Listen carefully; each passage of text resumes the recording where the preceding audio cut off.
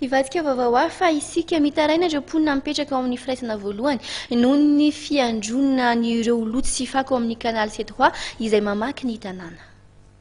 Misedra olana ireo mponina amin'ny firaisana voalohany vokatry ny fofon'ny loto sy ny fako ateraky ny Canal C3 etsy amin'ny fokotany atao madinika 3 juin angara.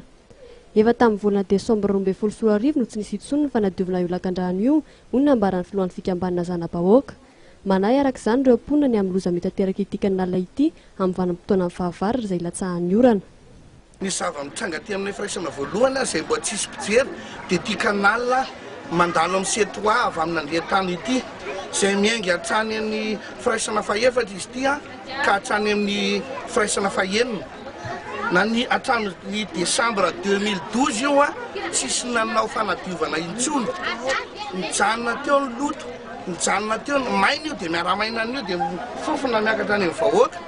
Rano dia io tsy mandeha ny rano, mijanona teo amin'ilay loto.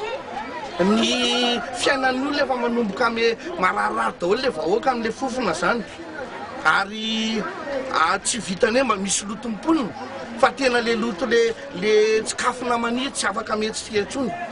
Anka efa eno tamin'ny tapabolana teo ny tany andotam-penaka efa mitaraina amin'ilay tsy mandeha ny rano amin'ny fampidirana rano.